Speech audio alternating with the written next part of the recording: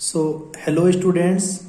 अब आज जो हम बात करेंगे वो बात करेंगे physical properties of carboxylic acid की।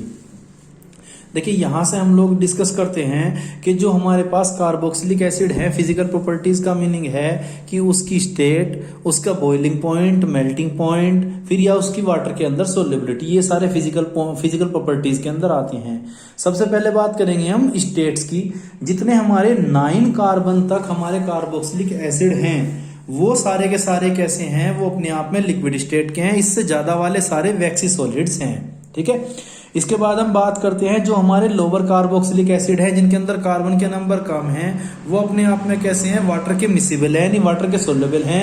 जबकि हायर वाले क्या है, वाटर इनसोल्युबल हैं। तीसरी बात करेंगे हम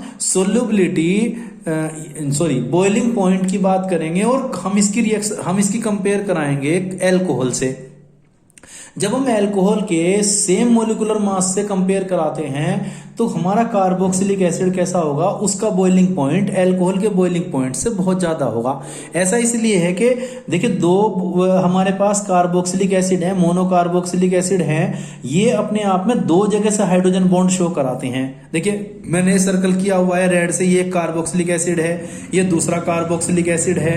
तो जब हम बात करते हैं कार्बोक्सिलिक एसिड की तो क्या होगा, ये अपने आप में 2 जगह से हाइड्रोजन बॉन्ड है, जबकि ये अल्कोहल है, हर अल्कोहल के 2 मॉलिक्यूल एक जगह से बॉन्डिंग है। इसीलिए अल्कोहल का बॉइलिंग पॉइंट कार्बोक्सिलिक एसिड के बॉइलिंग पॉइंट से कम होगा।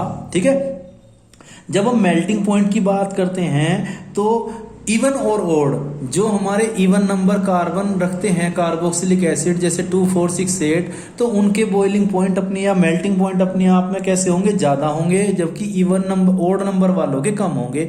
ऐसा इसलिए है कि इवन नंबर वाले ज्यादा सिमेट्रिकल हैं, वो अच्छे से पैक्ड हो जाते हैं, जबकि ओड नंबर वाले इतने अच्छे से पैक्ड नहीं होंगे। तो इसलिए क्या है, अपने आप में melting point of aliphatic carboxylic acid have even number of carbon have the more melting point or high melting point in comparison to the odd number carbon carboxylic acid.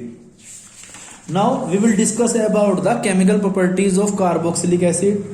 तो अब कार्बोक्सिलिक एसिड की chemical properties हैं। ये जो CO group है इस carboxylic acid के अंदर, ये अपने आप में क्या है, रेजोनेंस के अंदर है। So due to the resonance ये अपनी प्रॉपर्टी शो नहीं करता।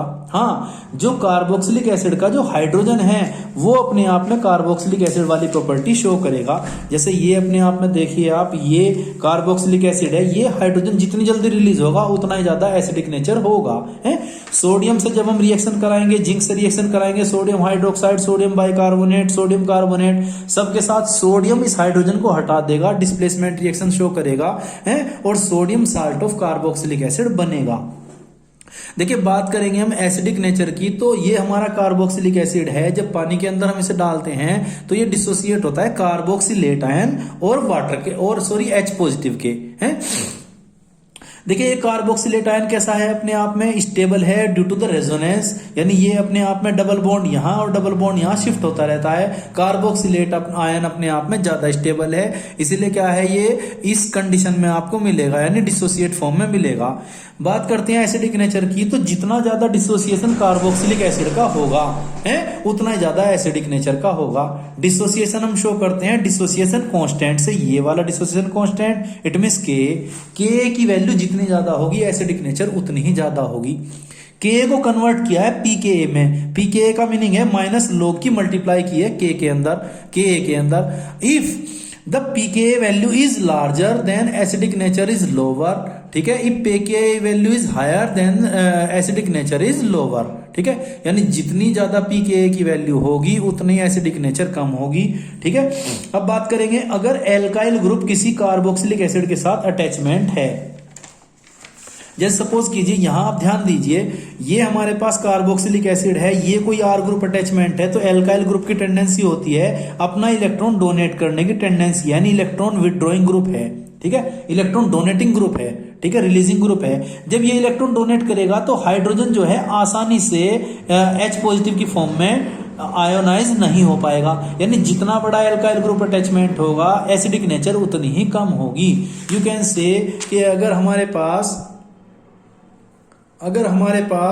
ये C3H7 है, यानी प्रोपेन अटैचमेंट है किसी कार्बोक्सिलिक एसिड के साथ, ब्यूटेनोइक एसिड के साथ, तो इस कंडीशन में क्या है, इसका बॉइलिंग पॉइंट इसका अपने आप में एसिडिक नेचर कम है, जबकि HCOOH की एसिडिक नेचर ज्यादा है।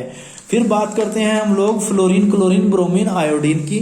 फ्लोरीन की इलेक्ट्रोनेगेटिविटी सबसे ज्यादा है, ब्रोमीन की उससे कम है, आयोडीन की सबसे कम है। तो फ्लोरीन जिससे अटैचमेंट होगा उसकी एसिडिक नेचर सबसे ज्यादा होगी, फिर उससे कम क्लोरीन, ब्रोमीन और आयोडीन वाले की होगी। एक इंपॉर्टेंट पॉइंट है, अगर हमारे पास कार्बोक्सिलिक एसिड से कोई बेंजीन रिंग अटैचमेंट होता है तो हम ये समझते हैं कि बेंजीन रिंग अटैचमेंट होने के बाद उसकी एसिडिक नेचर कम होनी चाहिए, क्योंकि बेंजीन रिंग अपने आप में इलेक्ट्रॉन डोनर का वर्क करना चाहिए। लेकिन due to resonance benzene ring attachment होने के बाद हमारी एसिडिक नेचर इंक्रीज होती है, यानी बेंजोइक एसिड की अपने आप में एसिडिक नेचर कैसी है, ज्यादा है। ठीक है।